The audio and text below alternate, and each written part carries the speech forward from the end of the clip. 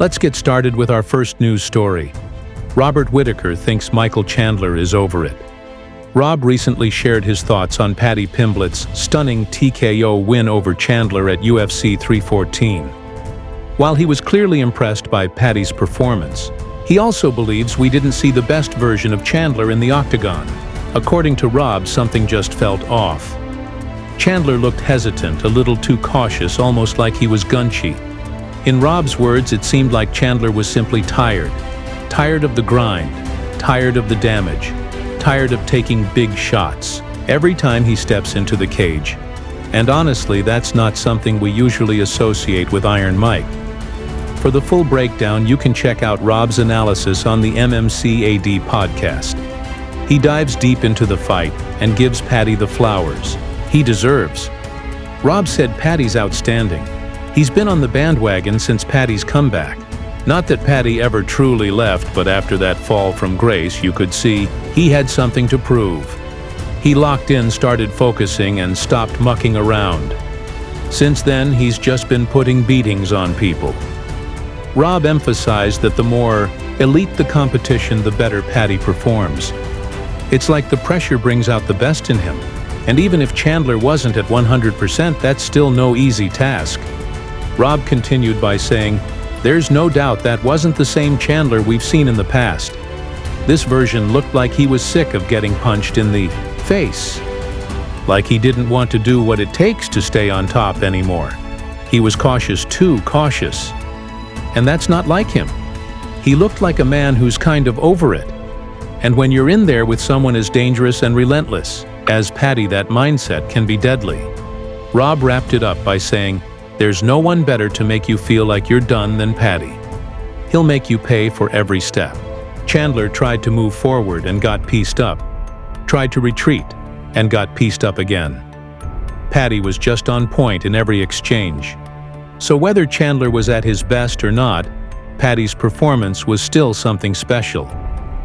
Now moving on to our next story, Alex Pereira is firing back at a YouTube channel that he says is talking S.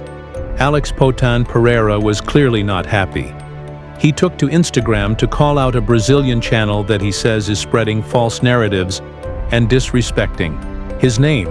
So what set him off? The channel uploaded a video titled something that translates to, "It's getting ugly for Poatan." The description said, Magomed Ankalaev continues to challenge Alex for a rematch, and the Brazilian remains silent, which ends up being bad for his image.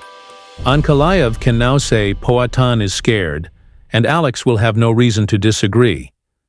Basically, the channel accused Alex of ducking Ankalaev. They suggested he was staying quiet because he's afraid. That did not sit well with Alex, who clearly felt it was a shot at his reputation. That maybe Alex doesn't want to fight Ankalaev again because he doesn't believe he can beat him. They even speculated whether Pereira is afraid to move up and face names like Jon Jones or Tom Aspinall, hinting that he's avoiding tough matchups altogether. But Potan didn't let that slide. He reposted the video to his Instagram story and clapped back with a message that left no room for confusion. He wrote, "It's a good thing this channel barely has any views because it just talks and doesn't even follow the UFC or understand who these guys are." That's classic Alex. Short, sharp, and straight to the point. Let's be real here. Alex Pereira is not the type of fighter who's ever been afraid of a challenge. This is a guy who took out Israel. Adesanya moved up a weight class and became champ in record time. If anything, his silence might have more to do with timing and strategy, not fear. Still, it's clear that online narratives can get under a fighter's skin, especially when they come from within their own country. And in this case, Potan felt the need to set the record straight. So now the question becomes, will we see Potan versus Ankalaev 2 anytime soon? Or will Alex move on to chase even bigger names like Jones or Aspinall? Either way, you can bet on one thing. Potan is not ducking anyone. Let's move on to even more drama. Conor McGregor fires back at Paddy Pimblett. Yep, you heard that right.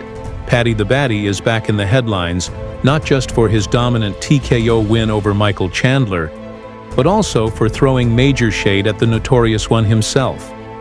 After UFC 314, Paddy had a little fun at Conor's expense, especially after it was revealed that Conor McGregor had placed a massive $500,000 bet on Chandler to win by knockout. And well, we all know how that turned out, so Paddy couldn't help himself. He mocked Conor in classic Scouse style, saying, "What happened there, lad? We're the Irish Scouse connection, you were meant to back me. But you went for the Yank instead. Well, you know it's one of them. Whoever wants to come back, I'm here waiting on him." It was playful, but it definitely struck a nerve, because Conor didn't take it lightly.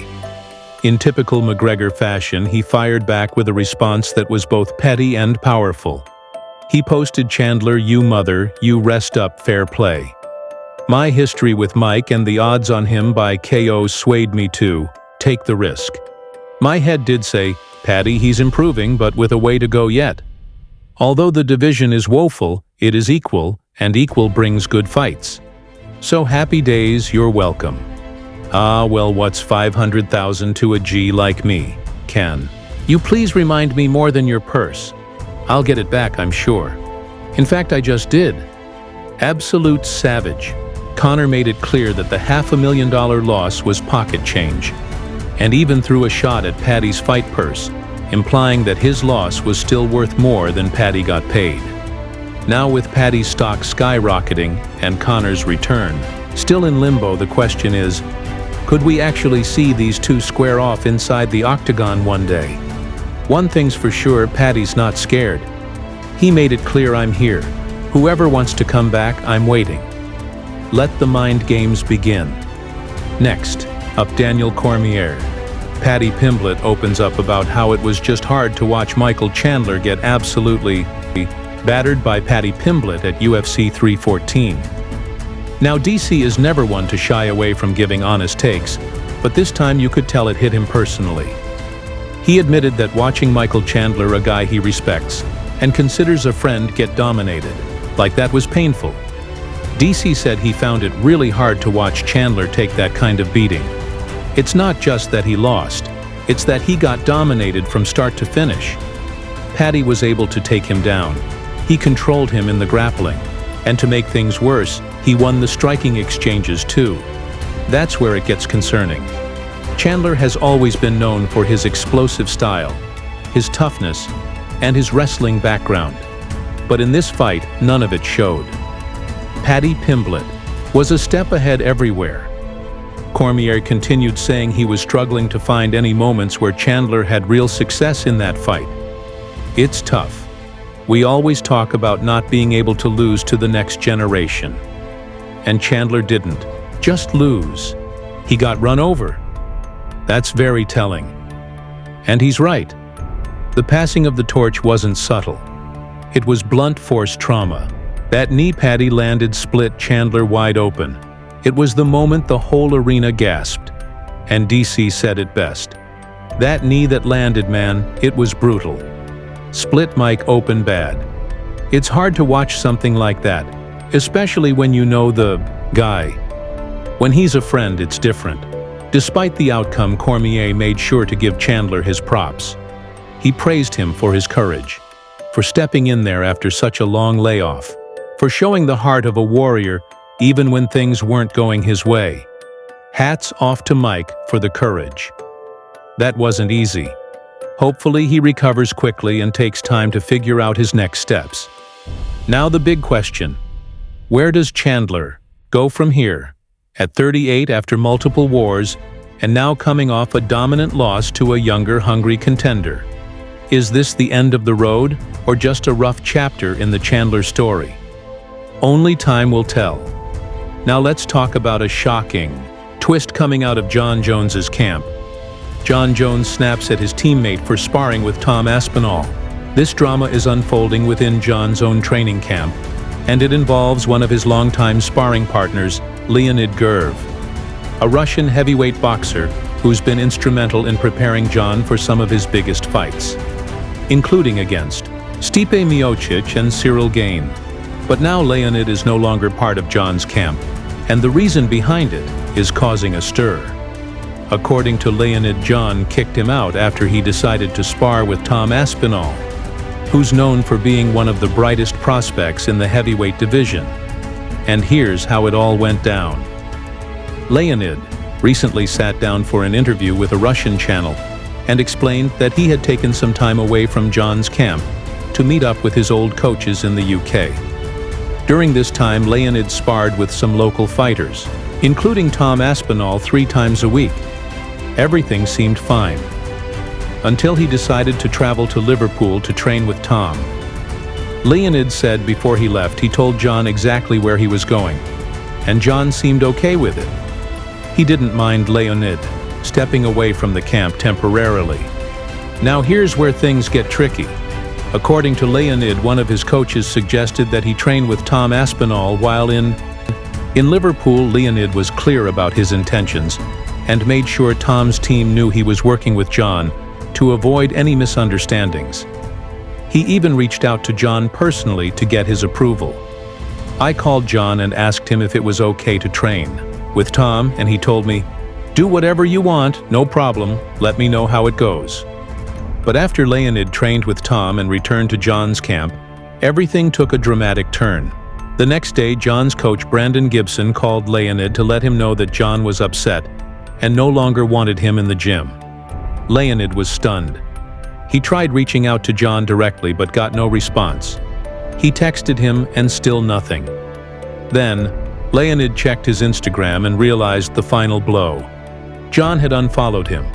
That's when Leonid knew for sure it was over. So what's the real story here? Did Jon feel betrayed by his teammates sparring with another rising heavyweight? Or is this just another instance of miscommunication that escalated into something much bigger? Either way, it seems Jon has drawn a line in the sand, and Leonid has been left out in the cold. Next up, Arman Tsarukyan has broken his silence about his next UFC fight. Fans have been eagerly waiting for news about Arman's next appearance in the Octagon. And the highly skilled lightweight finally took to Instagram to give an update on what's been going on in his world. Arman acknowledged the constant buzz surrounding his next fight, and in a recent post he wrote, "Many people ask when my next fight is. I'm calm, I'm training, focusing, and waiting for my moment. Sports are not always about fairness, but I believe that if you work, do not give up and stay true to yourself, everything will come." His words reflect a sense of patience and determination, as he emphasized the importance of hard work and dedication, even when things may not seem fair. It's clear that Arman is not just waiting for an opportunity to land on his lap. He's actively working behind the scenes to be prepared when his moment arrives. He also touched on the mental side of being a fighter, saying the main thing is to be ready when the time comes. This speaks to Arman's focus on preparation, not just physically but mentally as well. As we know, the fight game isn't always predictable, and sometimes a fighter can go through long stretches of uncertainty. Yet it seems that Arman is taking it all in stride, knowing that as long as he stays committed and ready, opportunities will eventually come knocking. For those who may not be familiar, Arman has consistently proven himself to be one of the top contenders in the lightweight division. His all-around skill set, combining striking, grappling, and relentless pressure, has earned him respect from fans and fighters alike. Despite the potential for big matchups, Arman has been somewhat on the sidelines recently, which has led to plenty of questions about when he'll return to action. So now the burning question is, who do you want to see Arman fight next?